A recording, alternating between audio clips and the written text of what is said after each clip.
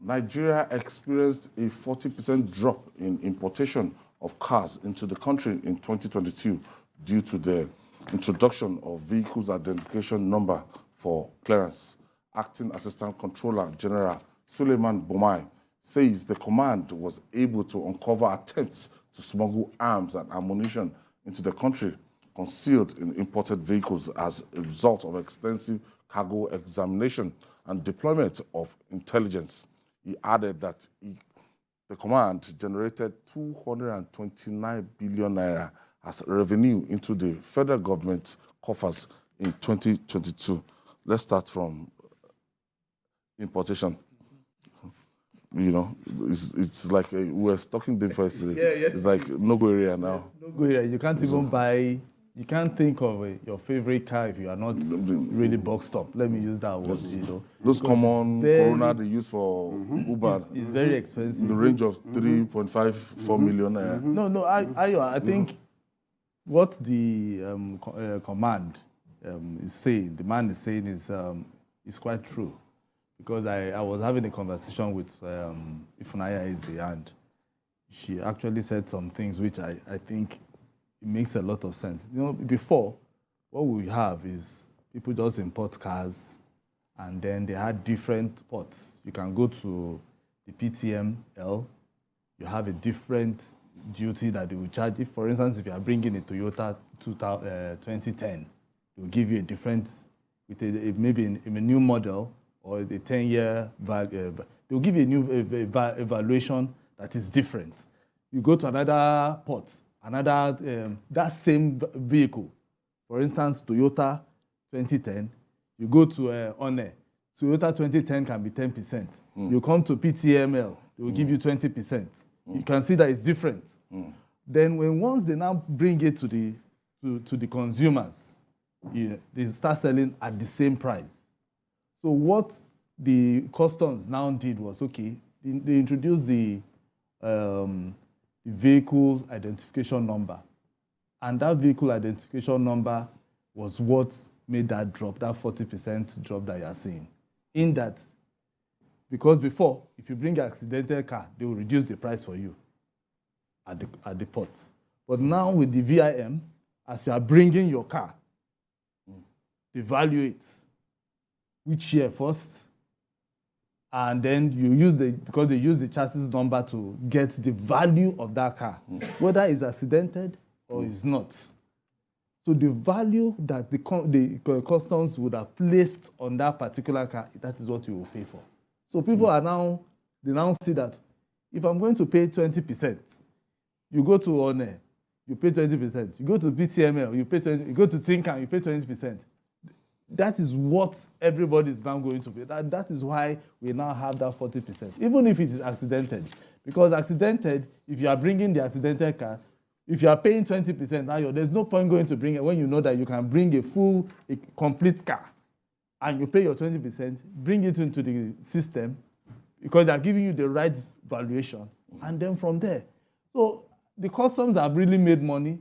They have tried to see how they can cut corruption because the former method, people are really making money from it. So that is why now if you notice, the Comptroller General is saying that they made close to 229 billion. And that is a 5 billion higher than what they did in 2021.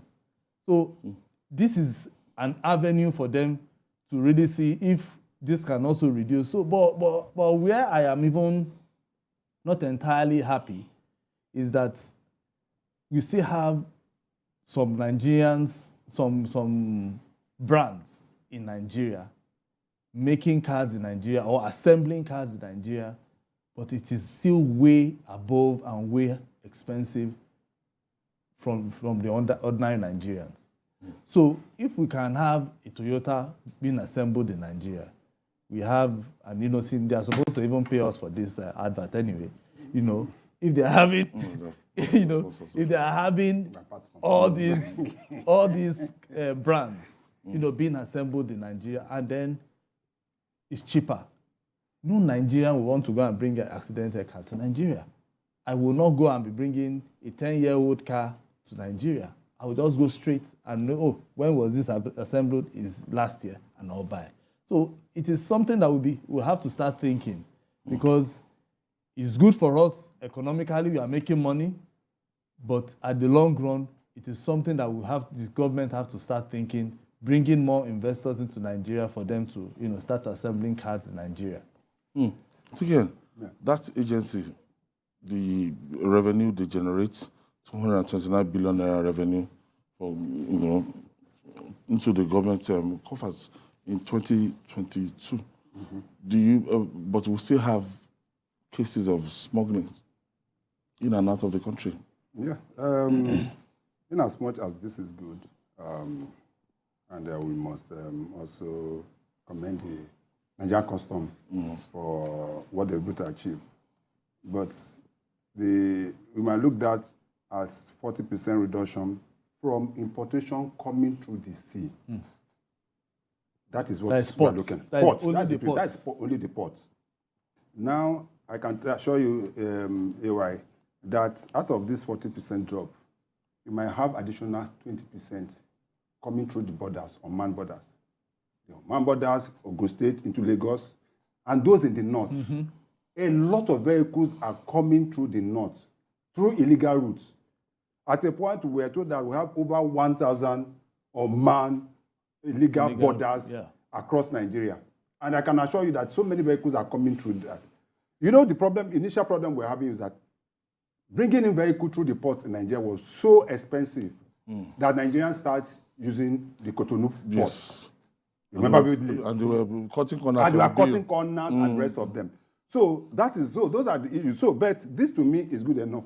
But you still have situations where you've seen instances where people are driving on the way, you see custom will stop them.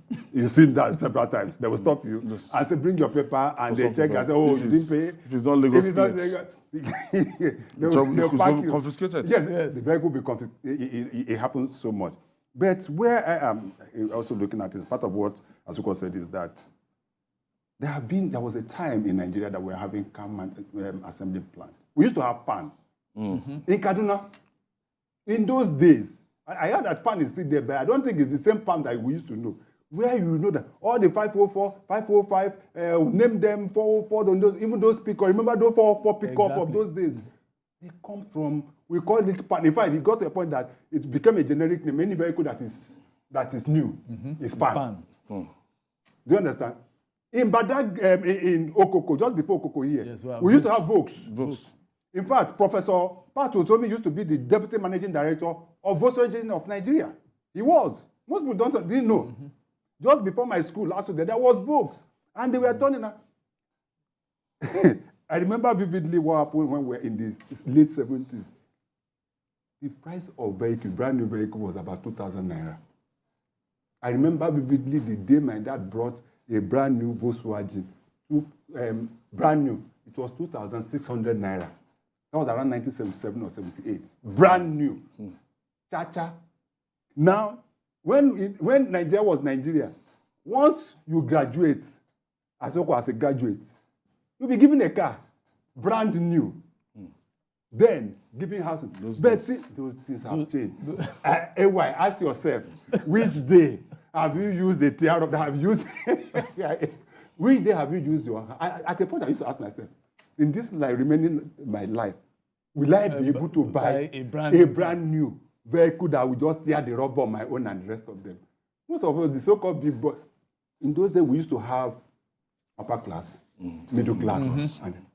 And there is nothing like middle class in Nigeria again. Worked out. It's either it's upper or poor. Or the. So if we are not within the upper, that means we are down there. And that is the situation.